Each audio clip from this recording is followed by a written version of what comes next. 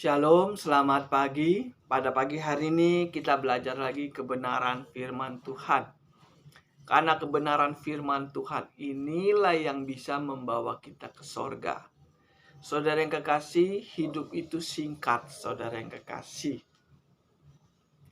Kita ini dikuasai oleh waktu. Suatu saat waktu itu akan diambil oleh Tuhan. Kalau waktu itu sudah diambil sama Tuhan, maka kita akan meninggal. Selama kita masih hidup di dunia ini, kita dikasih kesempatan waktu untuk hidup. Ya, kalau saudara sudah meninggal, berarti waktu itu sudah habis. Berarti waktu itu singkat. Ya, waktu itu singkat. Pergunakanlah waktu yang sudah Tuhan berikan kepadamu. Saudara yang kekasih, di dunia ini ada yang gagal, ada yang berhasil ya. Saya juga pernah merasakan gagal. Pengalaman saya pernah mengalami gagal. Namanya gagal itu nggak enak, saudara yang kekasih. Ya, kita gagal jadi orang kaya nggak masalah. Kita gagal menjadi pengusaha juga nggak masalah. Kita gagal dalam studi, kita nggak masalah. Kita gagal dalam kuliah, nggak ada masalah. Kita gagal dalam bergaul, nggak ada masalah juga. Kita gagal jadi hamba Tuhan, atau kita gagal jadi pendeta atau gembala, nggak masalah. Yang jadi masalah, jangan sampai kita gagal masuk surga. Ini permasalahan, saudara yang kekasih. Gagal segala apapun gak bermasalah, saudara yang kekasih. Tapi jangan sampai kita gagal masuk surga. Saudara yang kekasih, di dalam Alkitab ini ada orang yang gagal masuk surga. Sehingga apa yang terjadi? Mereka sangat menderita di dalam api neraka.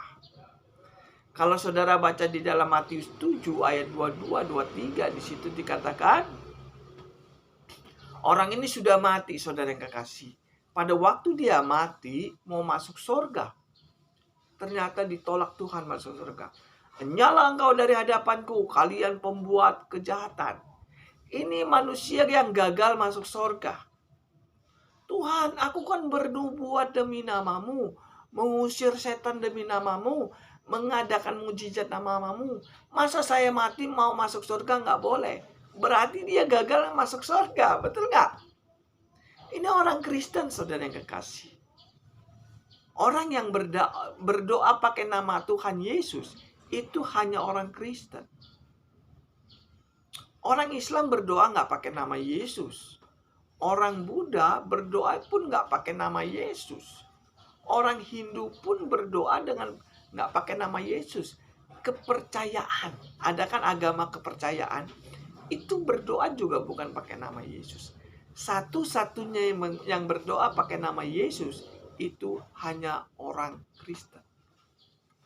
Matius 7 ayat 21 ini pakai nama Yesus. Tuhan, bukankah kami bernubuat pakai namamu? Nyala engkau dari hadapanku, kalian pembuat kejahatan. Inilah salah satu yang dicatat dalam Alkitab, orang Kristen yang gagal masuk surga. Makanya saya katakan, apapun kegagalanmu itu gak ada masalah, tapi jangan sampai kita gagal masuk surga. Ada lagi orang kaya yang gagal masuk surga. Kalau saudara baca di dalam Lukas 16 ayat 23, di situ dikatakan, saya bacakan saja ya. Lukas 16 ayat 23, saya bacakan. Orang kaya itu juga mati lalu dikubur, dan sementara ia menderita sengsara dalam alam maut, ia memandang ke atas, dan dari jauh dilihatlah Abraham dan Lazarus duduk di pangkuannya. Lalu ia berseru katanya, Bapa Abraham, kasihilah aku. Suruhlah Lazarus supaya mencelupkan ujung jarinya ke dalam air dan menyejukkan lidahku, sebab aku sangat kesakitan dalam nyala api ini. Ini orang kaya, saudara yang kekasih, tapi dia gagal masuk surga. Mungkin di dunia dia berhasil menjadi orang kaya, berhasil punya duit banyak, tapi dia tidak berhasil masuk surga. Sehingga apa yang terjadi? Masuk penderitaan yang kekal. Kalau saudara gagal masuk surga, maka saudara akan masuk ke dalam penderitaan yang kekal. Bukan 2-3 hari, bukan sebulan 2 bulan, bukan setahun 2 tahun, bukan ratusan tahun, bahkan bukan miliaran, tapi setiap hari saudara disiksa. Nggak ada waktu. Namanya kalau sudah mati, waktunya sudah nggak ada. Berarti menderita seumur-umur. Makanya saya katakan kepada saudara, jangan sampai saudara gagal masuk surga. Di dalam Alkitab ini, banyak sekali orang Kristen yang gagal masuk surga. Banyak sekali juga hamba-hamba Tuhan yang gagal masuk surga. Saya sebagai hamba Tuhan harus mengatakan sejak sekarang, di dalam Alkitab ini ada orang yang gagal masuk surga. Apa sih ciri-ciri orang Kristen yang masuk surga? Apa sih ciri-ciri hamba Tuhan yang gagal masuk surga? Ciri-cirinya adalah meninggalkan kebenaran Tuhan. Kalau saudara baca 2 Petrus 2 ayat 15, di situ dikatakan, karena mereka meninggalkan kebenaran, maka tersesatlah dia. Inilah ciri-ciri orang Kristen yang gagal masuk surga. Meninggalkan kebenaran firman Tuhan. Orang Kristen, kita baca saja ya, 2 Petrus 2 ayat 15. 2 Petrus 2 ayat 15 saya bacakan. Oleh karena mereka telah meninggalkan jalan yang benar, maka tersesatlah mereka. Jelas. Ini di Alkitab ini ada tertulis. Orang yang meninggalkan kebenaran firman Tuhan, mereka tersesat. Tersesat itu apa, saudara yang kekasih? Tersesat itu artinya nggak sampai tujuan. Tujuan saudara kan mau masuk surga kan? Tetapi setelah mati nggak masuk surga. Itu yang dinamakan tersesat. Orang yang tersesat adalah orang yang gagal masuk surga. Ini jadi masalah. Saudara masih di dunia, belum di surga, berarti masih bisa gagal masuk surga. Apalagi sih ciri-ciri orang yang gagal masuk surga? Kita baca 1 Tesalonika. Bentar ya. 1 Tesalonika 4 ayat yang ke-7. Ya, ini salah satu orang Kristen yang gagal masuk surga. Allah memanggil kita bukan untuk melakukan apa yang cemar, melainkan apa yang kudus. Karena itu, siapa yang menolak ini bukan menolak manusia, melainkan menolak Allah yang telah memberikannya juga rohnya yang kudus kepada kamu. Allah memanggil saudara untuk melakukan apa yang kudus. Tetapi barang siapa yang menolak ini, dia bukan menolak manusia, tetapi menolak Tuhan. Jadi orang Kristen yang gak mau hidup kudus, ya saya ulangin lagi nih. Orang Kristen yang hidupnya gak mau kudus, secara tidak sadar dia menolak Tuhan. Saudara masih ada di dunia ini. Kalau saudara hidup, saudara nggak mau hidup kudus, maka secara tidak sadar saudara menolak Tuhan. Kalau saudara di dunia menolak Tuhan, saudara mati. Kira-kira saudara diterima Tuhan nggak? Di sorga. Nggak diterima. Makanya di dalam Matius 7 ayat 22, 23, di situ Tuhan mengatakan di akhir zaman, banyak orang mengatakan, Tuhan, aku kan berseru mengusir setan, mengadakan mujizat, menyembuhkan orang sakit. Tetapi pada waktu dia mau masuk surga, ditolak Tuhan. Nyala engkau dari hadapanku, kalian pembuat kejahatan. Ini yang dinamakan orangnya Kristen yang gagal masuk surga. Kenapa dia ditolak Tuhan masuk surga? Karena waktu di dunia, dia pun menolak Tuhan. Menolaknya di mana? Setiap hari Minggu dia ke gereja. Setiap hari Minggu dia berkhotbah. Setiap hari dia berdoa. Setiap hari menyebut nama Yesus. Di mana menolaknya? Kamu tidak mau hidup kudus, kata Tuhan. Saudara yang kekasih, ini sangat penting. Sekalipun saudara tiap hari berdoa, setiap hari setiap minggu datang ke gereja, bantu pekerjaan Tuhan, khotbah di mana-mana. Kalau saudara tidak mau hidup kudus, maka pekerjaan saudara itu sia-sia. Salah satu orang yang gagal masuk surga, hidupnya nggak mau kudus. Ya, ini sangat penting. Jangan sampai setelah di neraka baru kita tahu masalah ini. Sudah terlambat. Saya sebagai hamba Tuhan harus mengatakan ini selagi masih hidup. Selagi saudara masih mendengar. Kalau saudara sudah meninggal, saudara nggak bisa mendengar YouTube saya lagi. Betul nggak? Apalagi sih ciri-ciri orang Kristen yang gagal masuk surga? Kita baca di dalam Matius 15. Matius 15 ayat yang ke-7 saya bacakan ya. Ini salah satu contoh orang Kristen yang gagal masuk surga. Matius 15 ayat yang ke-7 saya bacakan. Hai orang-orang munafik, benarlah nubuat Yesaya tentang kamu.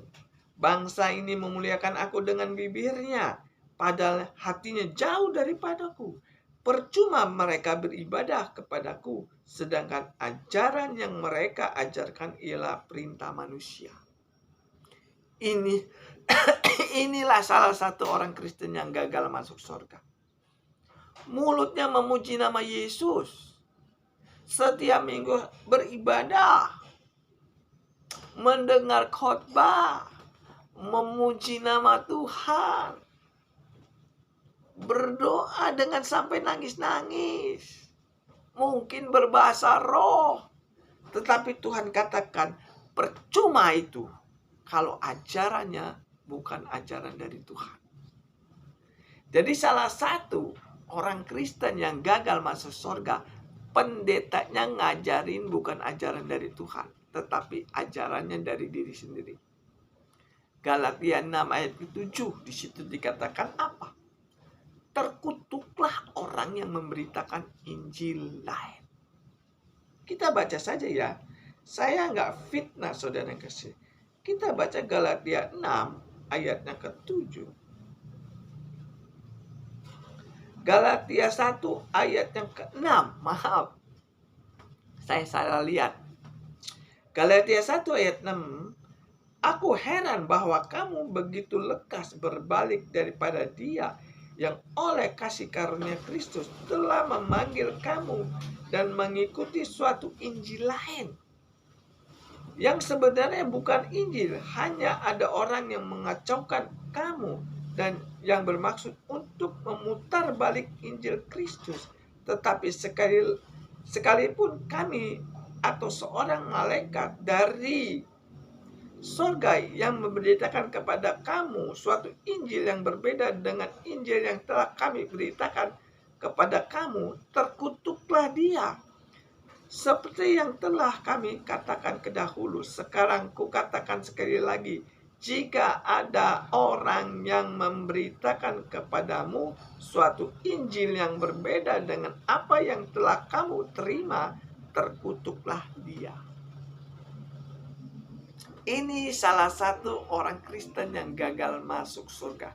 Mereka bukan mendapatkan surga, tetapi mendapatkan kutuk. Karena apa? Mendengar khotbah yang salah. Terkutuklah orang yang memberitakan Injil lain. Percuma kamu beribadah, sedangkan ajaran yang kamu ajarkan adalah perintah manusia. Sekarang ini kalau kita ingin mendengar ajaran dari Tuhan di dalam gereja, itu sangat susah. Ya, saya ulangi lagi. Kalau kita ingin mendengar kebenaran firman Tuhan yang murni di dalam gereja sekarang ini, itu sangat susah. Karena apa? Sudah dimasuki oleh ajaran-ajaran manusia. Firman Tuhan itu sudah digeser ajaran. Dia pakai firman Tuhan, tapi firman Tuhan ini dipelintir. Sehingga apa yang terjadi? Mereka bukan memberitakan Injil, tapi memberitakan Injil lain. Ini yang membuat orang Kristen gagal masuk surga. Dia memutar balik kebenaran firman Tuhan. Hamba Tuhan, pendeta yang memutar balik kebenaran firman Tuhan, terkutuklah dia. Saya 33 tahun menjadi hamba Tuhan. Jadi saya tahu betapa busuknya hamba Tuhan yang memutarkan balik firman Tuhan.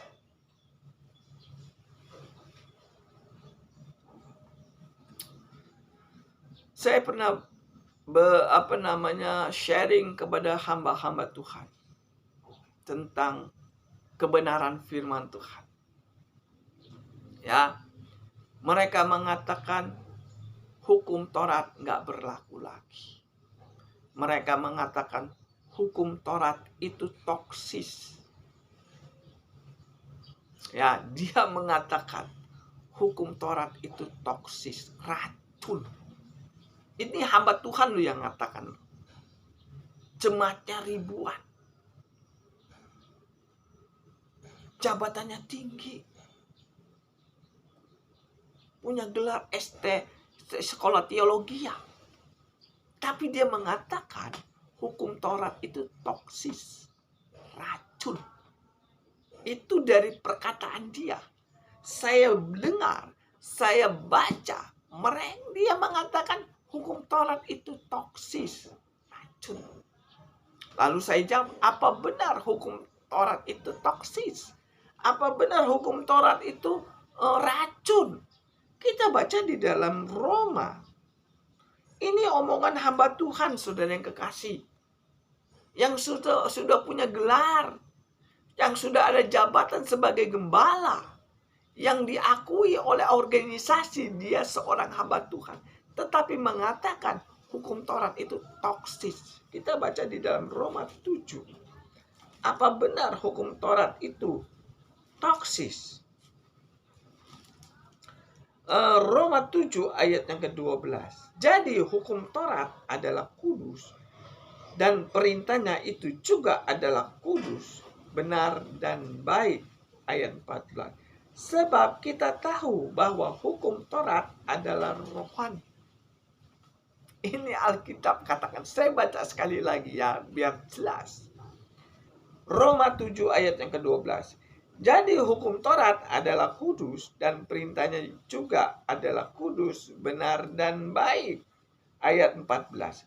Sebab kita tahu bahwa hukum Taurat adalah rohani. Ini yang katakan firman Tuhan.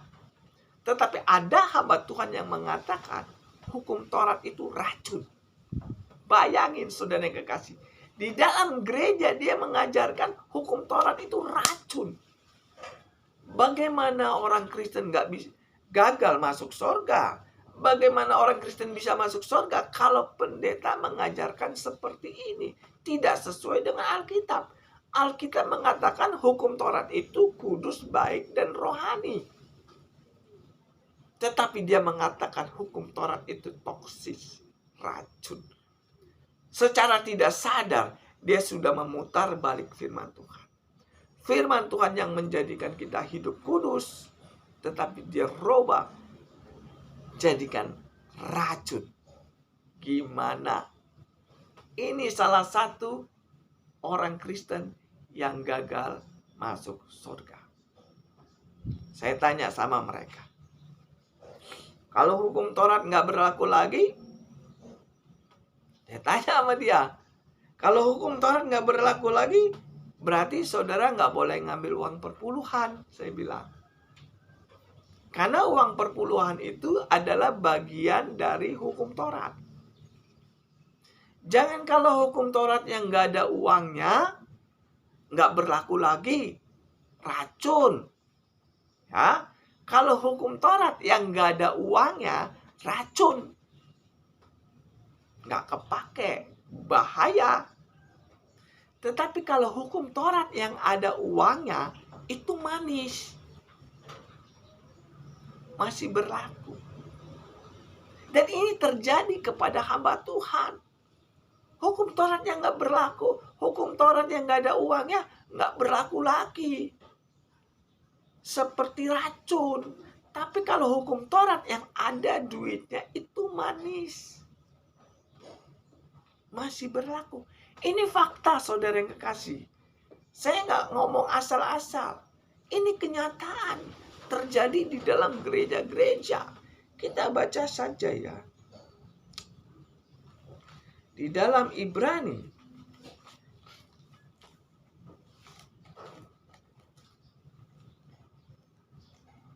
sebentar.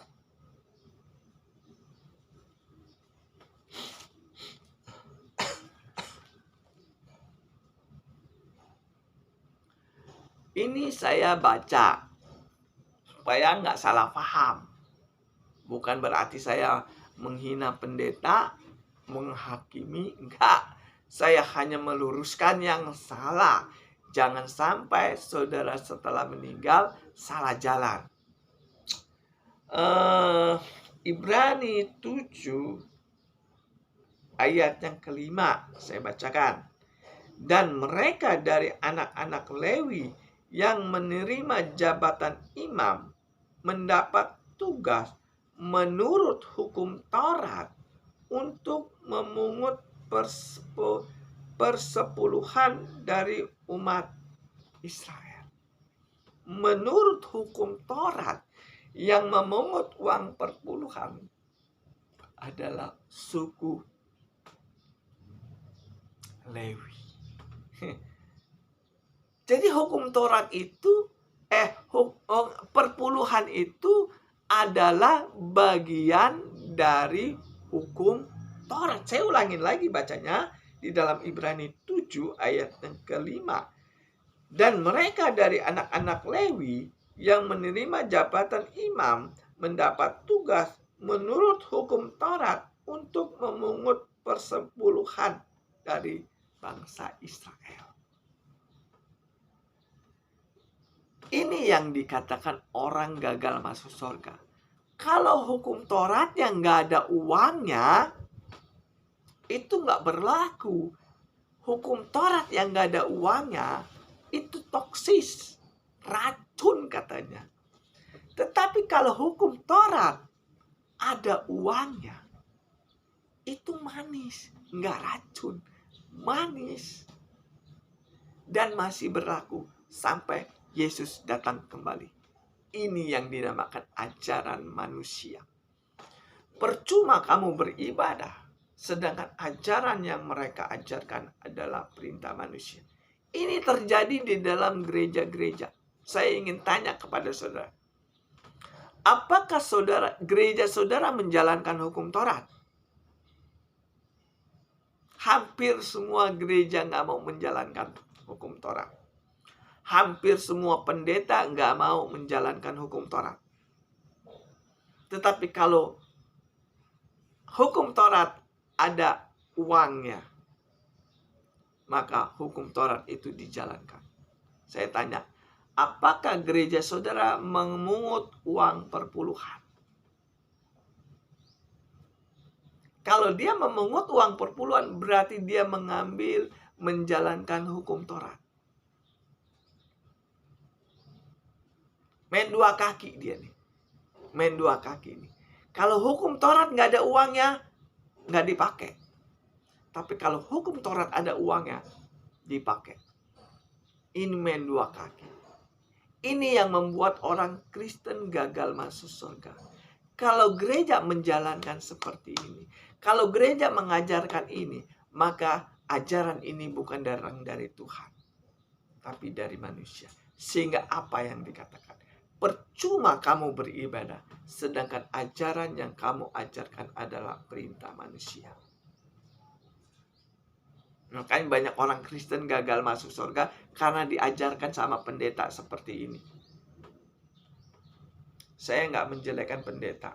Saya tidak menghakimi pendeta. Saya hamba Tuhan, hanya menjalankan kebenaran firman Tuhan. Supaya apa? Supaya saudara jangan gagal masuk surga. Itu tujuan saya. Tujuan saya khotbah cuma satu. Jangan sampai saudara gagal masuk surga. Salah satu lagi, apa sih orang yang gagal masuk surga? Karena dia mengikuti pendeta yang seperti ini. Kalau saudara mengikuti pendeta yang nggak benar, atau saudara mendukung pendeta yang nggak benar, maka saudara akan mendapat bagian dari kejahatan pendeta itu. Mungkin saudara nggak berbuat jahat, berbuat baik, tujuannya baik, tapi saudara mendukung pelayanan pendeta yang nggak benar, maka saudara akan mendapat bagian dari kejahatan pendeta itu. Yang harusnya saudara masuk surga, itu gagal masuk surga karena mendukung pendeta yang nggak benar. Ayatnya ada, saudara yang kekasih. Kita baca 2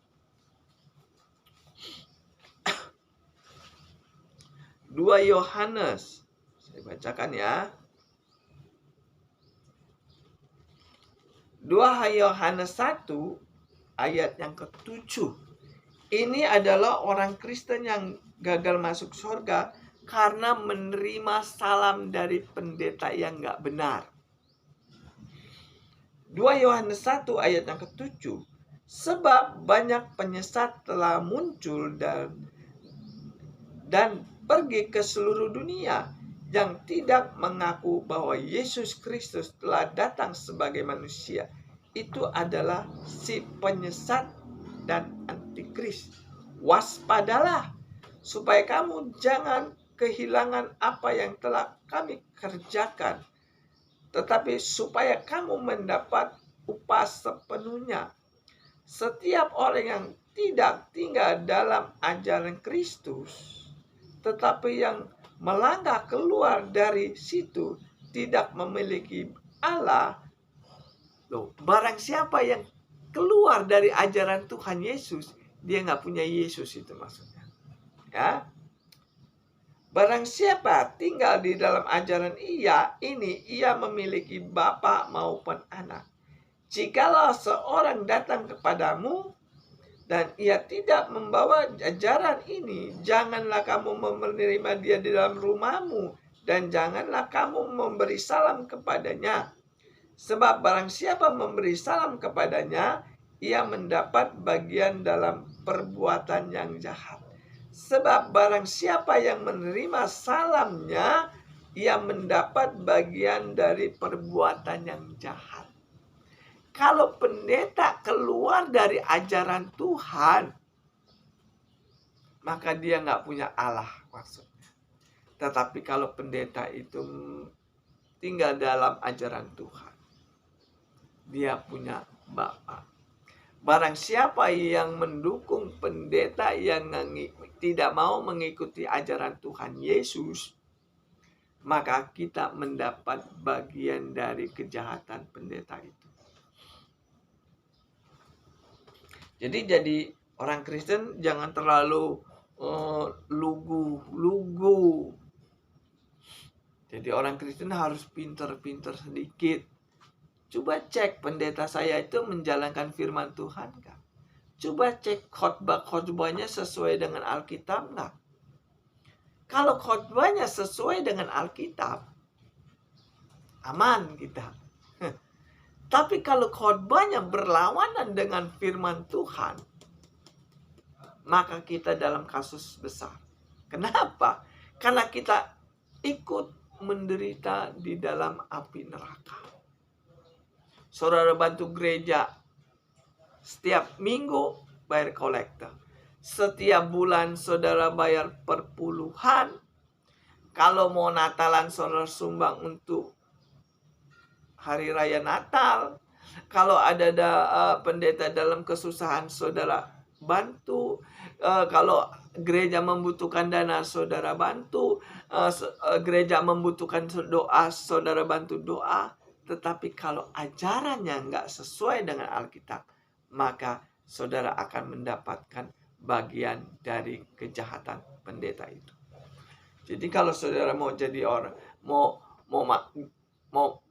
berhasil masuk surga, tidak segampang apa yang saudara pikirkan. Saudara harus pakai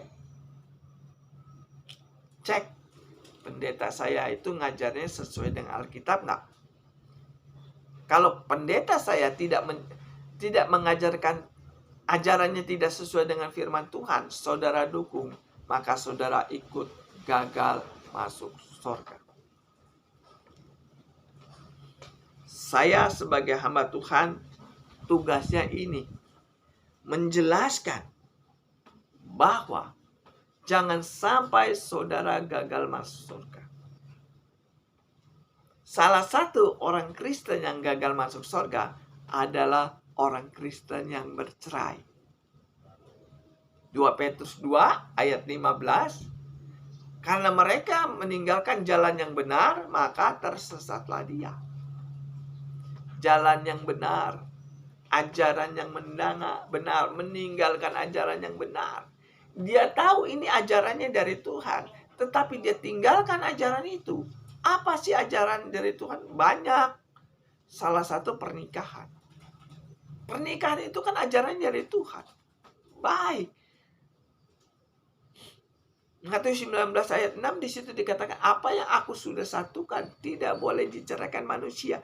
Ini ajaran yang benar dari Tuhan. Tetapi kalau kita keluar mengabaikan atau melanggar pernikahan, bercerai, maka kita sudah keluar dari ajaran Tuhan. Maka kita tersesat ke neraka, bukan ke surga. Salah satu orang Kristen yang gagal masuk surga karena dia melanggar perceraian. Bercerai.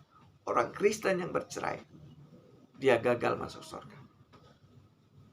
Sayang, yang jadi masalah sayangnya ada juga pendeta yang bercerai, yang keluar dari ajaran Tuhan. Ini firman Tuhan yang katakan, saudara yang kekasih. Kalau firman Tuhan yang katakan nggak pernah salah. Salah satu lagi orang yang nggak bisa masuk surga adalah orang yang berzina.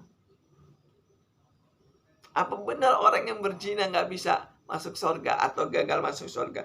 Kita baca 1 Korintus 6. 1 Korintus 6 ayat yang ke-9 saya bacakan. Atau tidak tahukah kamu bahwa orang yang tidak adil tidak akan mendapat bagian dalam kerajaan surga? Janganlah sesat. Orang cabul, penyembah berhala, orang berzina, banci, orang pemburit, pencuri, orang kikir, pemabuk, pemfitnah, dan penipu tidak akan mendapat bagian dalam kerajaan surga. Salah satunya adalah orang yang berzina. Orang yang berzina kalau mati nggak mendapat bagian dari kerajaan surga. Orang berzina, saya nggak berzina. Saya nggak berzina. Coba cek. Coba baca di dalam Lukas 16 ayat 18. Lukas 16 ayat yang ke-18. Lukas 16 ayat yang ke-18. Setiap orang yang menceraikan istrinya lalu kawin dengan perempuan lain, ia berbuat zina, dan barang siapa kawin dengan perempuan yang diceraikan suaminya, ia berbuat zina. Saya nggak berzina, tapi saya menikah dengan orang Kristen yang cerai hidup. Ini ajaran dari Tuhan, ajaran yang benar. Nggak boleh kawin dengan janda yang cerai hidup. Pama saya bujang nih. Saya nikah dengan janda cerai hidup. Karena janda ini kaya, saya kawinlah sama dia. Itu namanya berzina. Atau wanita, saya duda cerai hidup. Saya duda cerai hidup, kawin dengan gadis, itu namanya berzina juga. Jadi kalau saudara menikah dengan janda cerai hidup atau duda cerai hidup, itu dinamakan berzina. Dan orang yang berzina ini nggak mendapat bagian dalam kerajaan surga. Ini salah satu orang Kristen yang gagal masuk surga. Menikah dengan janda cerai hidup. Sayangnya banyak pendeta melakukan ini juga. Menikah dengan janda cerai hidup atau menikah dengan duda cerai hidup. Secara tidak sadar, dia sudah keluar dari ajaran Tuhan. Kalau dia sudah keluar dari ajaran Tuhan, maka dia tersesat ke neraka, bukan ke surga. Ini firman Tuhan yang katakan. Kalau firman Tuhan yang katakan, nggak pernah salah. Kalau saya yang katakan bisa salah. Pendeta yang katakan bisa salah. Tapi kalau firman Tuhan mengatakan, orang yang berzina nggak bisa, tidak mendapatkan kerajaan surga. Orang yang bercerai tidak bisa masuk kerajaan surga. Di situ di dalam 1 Korintus tadi, 1 Korintus 6 ayat 9, orang yang nggak adil pun nggak bisa masuk dalam kerajaan surga. Kita baca lagi ya. 1 Korintus 6 ayat yang ke-9. Atau tidakkah kamu tahu bahwa orang-orang yang tidak adil tidak akan mendapat dalam kerajaan surga? Tuh, orang yang nggak adil aja nggak masuk surga, saudara yang kekasih. Kadang-kadang sadar atau tidak sadar, ini banyak dilakukan oleh pendeta-pendeta. Di mimbar dia mengatakan mengasihi jemaat. Di mimbar dia mengatakan mengasihi Tuhan.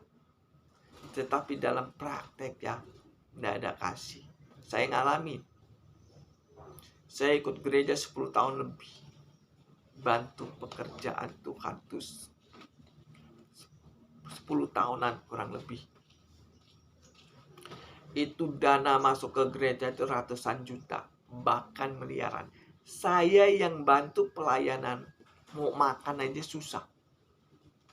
Di mana ada kasihnya? Jangan ngomong kasih lah. Adil aja nggak ada. Saya kerja sama orang dunia, ya, itu digaji loh, saudara yang kekasih loh.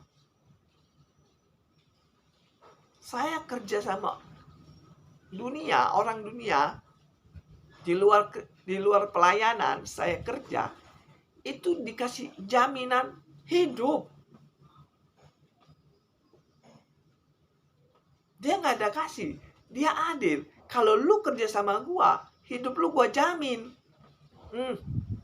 Sekarang ini saya bantu pekerjaan Tuhan, bantu gereja. Boro-boro ada kasih. Mau makan aja susah. Makanya saya keluar dari gereja itu. Ini fakta saya ngalamin, makanya saya bisa cerita. Makanya di dalam 1 Korintus 6 ayat 9, orang yang gak adil tidak akan mendapat bagian dari kerajaan surga. Pendeta yang gak adil sama pelayanan, dia gak mendapat bagian dari kerajaan surga. Saya harus ngomong. supaya banyak orang tahu gereja yang gak adil tidak mendapat bagian dari kerajaan surga. Kalau saudara membantu pekerjaan Tuhan, saudara membantu gereja, saudara membantu pendeta, tapi pendeta itu menyalahgunakan dana untuk memperkaya diri, maka gereja itu nggak mendapat bagian dari kerajaan surga. 1 Korintus 6 ayat 9. Orang yang nggak adil tidak mendapat bagian dari kerajaan surga. Ini banyak terjadi sama pendeta-pendeta yang mata duitan. Di mimbar ngomong kasih, sehingga banyak orang yang menyumbang. Tetapi setelah sudah mendapatkan keuangan, boro-boro adil, kasih aja nggak ada. Boro-boro kasih, adil aja nggak ada. Serius. Makanya saya keluar dari gereja itu.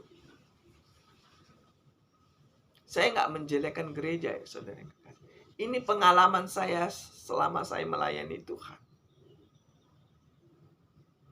Orang yang gagal masuk surga karena mengikuti pendeta yang nggak ada kasih. Pendeta yang adil aja nggak ada. Apalagi kasih. Maka saya mengerti. Saya keluar dari gereja itu. Salah nggak keluar dari gereja? Nggak salah kalau gereja itu nggak benar. Kalau gereja itu nggak benar, kalau gereja itu ajarannya keluar dari ajaran Tuhan, maka saudara pun ikut masuk ke dalam neraka. Saya nggak nakutin saudara kekasih. Semua ini saya tahu dari Alkitab. Mumpung masih hidup, saya berbicara ini. Kalau saya sudah meninggal, saya nggak bisa berbicara lagi. Sehingga rahasia kerajaan surga itu nggak kebuka. Saya nggak menjelekkan pendeta. Saya tidak menghakimi pendeta. Saya hanya sebagai hamba Tuhan memberitakan kebenaran firman Tuhan. Enak ya enak, suka nggak ya? Suka, ini firman Tuhan. Jangan sampai setelah kita di neraka, baru kita tahu, oh pendeta saya ini bukan orang baik. Oh pendeta saya ini kalau di mimbar ngomongnya, aduh manisnya ampun. Tetapi ternyata dia adalah orang yang gak adil. Saudara kalau mau nilai pendeta tuh jangan nilai omongannya. Nilai tingkah laku. Sesuai nggak dengan Alkitab. Kita gagal jadi orang Kristen nggak apa-apa. Kita gagal jadi, maaf ya, kita gagal jadi orang kaya nggak apa-apa. Kita gagal jadi pengusaha nggak apa-apa. Kita gagal dalam studi nggak apa-apa. Kita gagal dalam kuliah nggak apa-apa. Kita gagal jadi pendeta nggak apa-apa. Kita gagal jadi gembala nggak apa-apa. Saya gagal jadi gembala. Saya gagal jadi gembala. Karena ini di dalam gereja nggak ada keadilan. Kita yang berjuang mati-matian, yang jadi pendetanya, yang gantiin pendetanya, anaknya baru belum sekolah Alkitab sudah diangkat jadi, udah dicalonkan jadi gembala. Sedangkan kita yang berjuang mati-matian, geser. Itu namanya nggak ada keadilan, betul nggak? Saya kadang heran, saya 33 tahun jadi hamba Tuhan, nggak ada ya, nggak diangkat jadi gembala. Tetapi kalau anak gembala baru sekolah Alkitab setahun sudah diangkat jadi gembala, di mana keadilannya? Masuk otak nggak? Nggak masuk otak nih. Di otak saya sih nggak masuk. Kita yang sudah mengabdi 30 tahun di gereja nggak diangkat-angkat jadi gembala. Tetapi kalau dia anak gembala, hanya setahun sekolah Alkitab, belum ada pelayanan, belum ada pengalaman dan sebagainya, sudah diangkat jadi gembala. Karena apa? Karena ada duitnya. Itu urusan dia orang. Urusan saya memberitakan kebenaran firman Tuhan. Selesai tugas saya. Jangan sampai saya gagal masuk surga. Saya gagal jadi gembala nggak masalah. Saya gagal jadi pendeta nggak masalah. Saya gagal banyak teman nggak masalah. Kalau pendeta mendengar khotbah saya pasti marah. Nggak apa-apa. Yang penting jangan sampai Tuhan yang marah sama saya. Kalau pendeta mendengar khotbah saya, pasti dia menolak saya. Ya kan? Saya banyak ditolak oleh pendeta-pendeta. Saya sering ditolak sama gembala-gembala. Nggak masalah. Tapi jangan sampai Tuhan yang menolak saya di sorga. Saudara ingin pilih di mana? Mau ditolak Tuhan di sorga, apa ditolak pendeta yang nggak benar? Saudara yang kekasih, di akhir zaman tuh banyak loh pendeta yang nggak benar. Yaitu yang saya katakan. Hukum Taurat itu toksis. Gila kan? Gila ini. Ada hamba Tuhan yang mengatakan hukum Taurat itu racun. Dia nggak tahu perasaan Tuhan. Yang menulis hukum Taurat itu tangan Tuhan. Keluaran 31 ayat 8. Kita baca ya. Keluaran 31 ayatnya ke-18. Nah. Keluaran 31 ayatnya ke-18. Dan Tuhan memberikan kepada Musa setelah ia selesai berbicara dengan dia di atas gunung Sinai, kedua loh hukum Allah, loh batu yang ditulis oleh jari Allah. Jadi yang menulis hukum Taurat itu jari Tuhan. Dan di dalam Keluaran 32 bentar. Keluaran 32 ayat yang ayat yang ke-15 di situ dikatakan apa? Saya bacakan Keluaran 23 ayat 15. Setelah itu berpalinglah Musa lalu turun dari gunung dengan kedua loh hukum Allah dalam tangannya. Loh yang bertulis pada kedua sisinya bertulis sebelah menyebelah. Kedua loh itu ialah pekerjaan Tuhan. Kedua loh itu adalah pekerjaan Allah. Dan tulisan itu ialah tulisan Allah ditukik pada loh batu itu.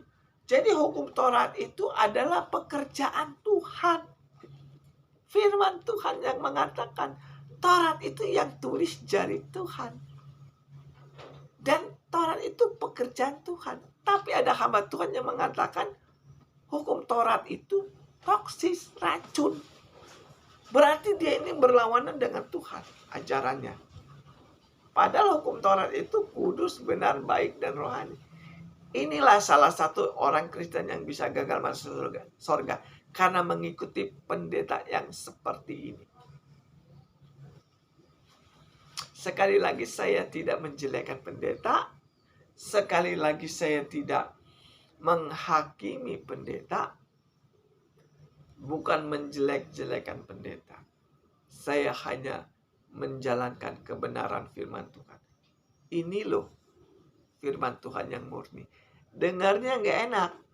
Firman Tuhan yang murni itu nggak enak. Karena dia nggak tahu urusan kalau firman Tuhan. Yang salah. Sekalipun pendeta besar, kalau dia mendengar firman Tuhan yang benar, hajar sama firman Tuhan. Firman Tuhan itu seperti pedang yang bermata dua. Siapapun yang berlawanan dengan firman Tuhan, urusannya sama Tuhan. Sampai heran saya ada hamba Tuhan mengatakan hukum Taurat itu toksis. Selama ini dia belajar di mana ya? Saya nggak tahu. Kalau saya belajar hanya di Alkitab aja lah. Yang ini yang udah pasti benar. Bahwa hukum Taurat itu adalah kudus, benar, baik, dan rohani. Jangan sampai kita gagal masuk surga. Kalau saudara gagal masuk surga, maka saudara akan menderita di neraka selama-lamanya. Gagal jadi pendeta nggak masalah. Saya gagal jadi pendeta, saudara kekasih. Karena nggak ada yang mau merekrut saya untuk melayani Tuhan di gereja. Ya, saya susah sekali khotbah di dalam gereja. Karena khotbah saya seperti ini. Tapi ini firman Tuhan. Saya nggak menjilat. Ya, hidup itu singkat. Pergunakan hidupmu yang singkat ini.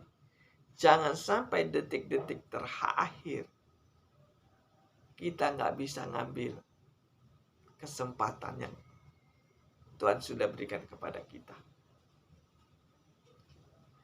Saya ingin katakan sekali lagi, hidup itu singkat. Jangan sampai gagal masuk surga. Matius 6 ayat 33. Carilah dahulu kerajaan surga dan kebenarannya, maka semuanya itu akan ditambahkan. Jadi cari surga. Jadi surga itu nggak datang, kita yang cari. Carinya di mana? Carilah pendeta yang benar. Baru saudara bisa mendapatkan surga. Saudara yang kekasih, saya ingin katakan apa adanya. Ya, saya ulangin lagi, saya tidak menghakimi pendeta. Saya tidak menjelek-jelekan pendeta. Saya hanya memberitakan kebenaran. Jangan sampai saudara gagal masuk surga. Kalau saudara kurang mengerti masalah ini, saudara bisa hubungi saya. Asal bisa detik-detik terakhir saudara meninggal, saudara sudah menemukan jalan menuju ke surga. Kita belum di surga, masih di dunia. Jadi jangan enak-enak. Ya, carilah surga selama saudara ada kesempatan. Kita berdoa. Tuhan Yesus, terima kasih atas firman-Mu, atas waktunya Engkau berikan kepada kami semua yang ada di sini untuk supaya kami tidak gagal masuk surga. Tuhan Yesus, berkati orang yang mendengar YouTube saya, dan berkati juga saya yang menyampaikan kebenaran firman Tuhan. Ajari kami supaya kami tidak gagal masuk surga. Terima kasih dalam nama Yesus. Haleluya. Amin.